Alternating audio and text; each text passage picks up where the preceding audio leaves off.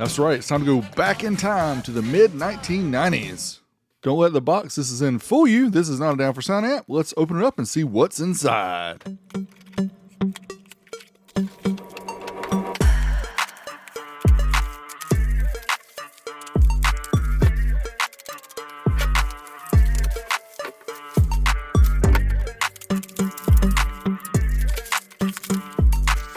And here we have it, the Kicker X100 competition amplifier from around 1995. This thing literally was brought from the past because it looks brand new. And it's nearly 30 years old, surely older than some of you watching this video.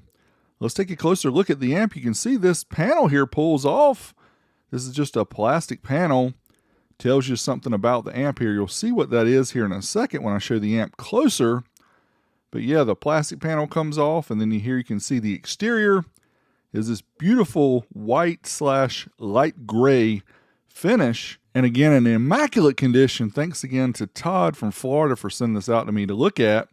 Here you can see the 3 40 amp fuses. Also, you can see here what this little plastic panel does on the bottom. It has a sticker and shows you all the different options of the amp, including the RCA inputs, power protect LEDs, the gain control. In addition, this amp has RCA outputs.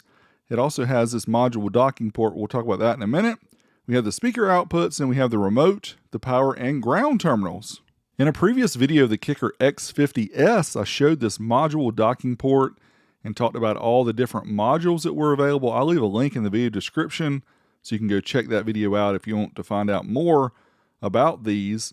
Now, I did have my brother Al Lee send me this document here that does have the amplifier modules. It has a lot of other things. They range from $45 to $65. Also, the amplifier is listed here. You can see the X100 lists for $999 back in the day, back in 1995. And we'll confirm that with the 1995 Car Audio and Electronics directory.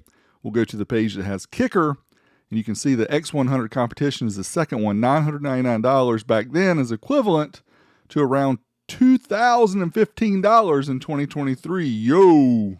Had some Facebook friends share some of these awesome images from the 90s of some of these competition vehicles with these amps in them. Here's the Astro van. You can see several of the X100s.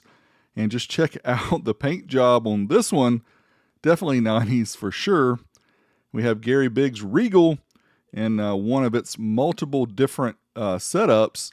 This one had 5 of the X100 competition amplifiers and a cool setup there in the trunk. Here's another picture of it. I think this was taken maybe at CES or SEMA. And then we had the Kicker Shamu, 4 competition series 18s and several of the X100 amps back in the mid-90s. Just a beautiful setup here. You can see the plexiglass and the 18-inch subs looking sweet. Any of you that have followed me for a while know that I'm a big fan of the old school cheater amplifiers. And here's some other 50 watt by 2 amplifiers at 4 ohms that I have shown off before. I will leave links in the video description so you can take a look at any of the ones you may have missed or go back and watch some of the ones that you may have forgotten about. But some people may be asking, what's the deal with cheater amps? What in the heck does that mean? Back in the 80s and 90s, competition classes were based on 4 ohm stereo loads.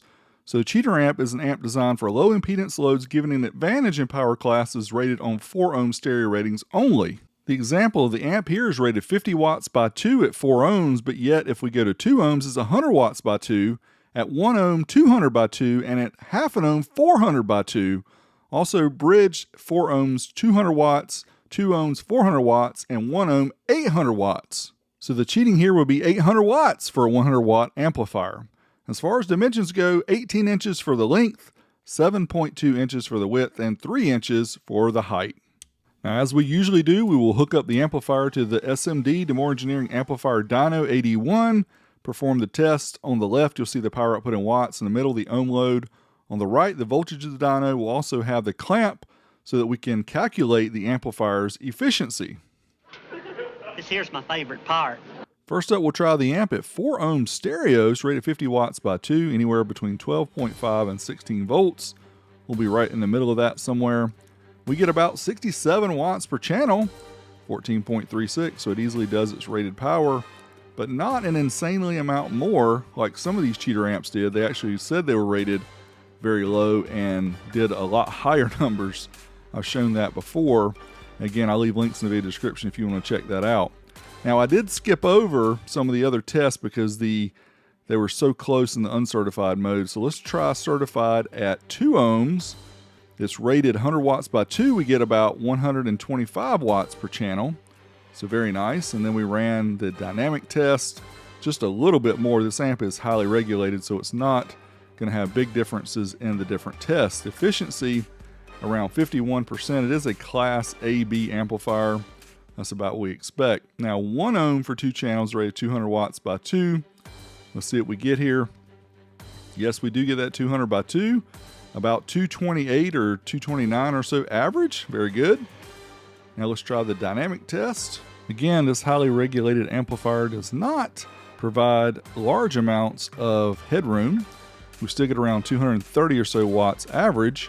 Efficiency dips a little more, 44% at 1 ohm stereo. Now we're going to bridge the amplifier. Tried at 4 ohms mono.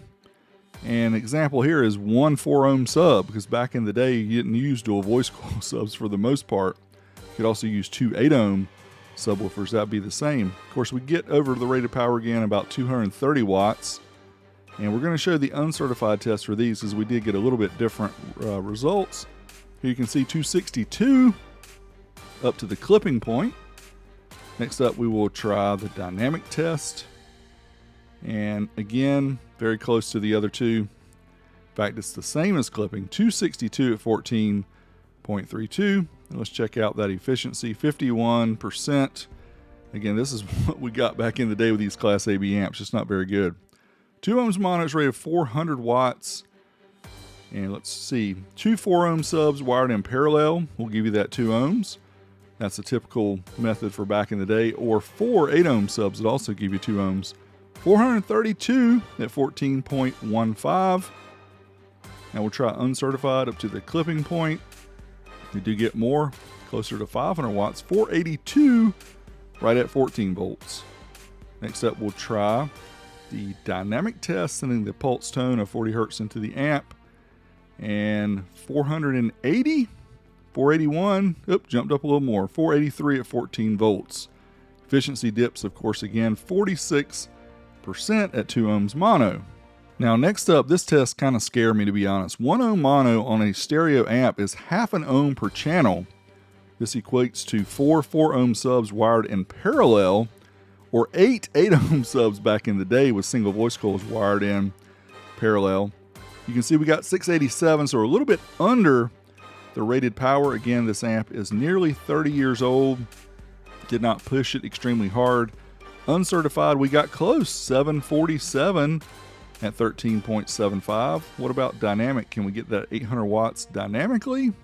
And yes, we do. 836, 840, keeps counting up. 846 at 13.72. But hold your breath for the efficiency. 38%. Yo, better have some electrical for this amp. Here are the results. I just showed you all these different tests. Now, I did test it at 40 hertz in the 2-channel mode. Typically, I test at 1 kilohertz. I don't remember why I did 40 hertz, but anyway, amp met its ratings in all the different loads. Here, the only one that didn't meet it was the 1 ohm mono load. And again, the amp is very old, has original caps, so we're not going to blame the amp. Now, let's hook it up to the quad box and see, do it bump dough. Woofer test.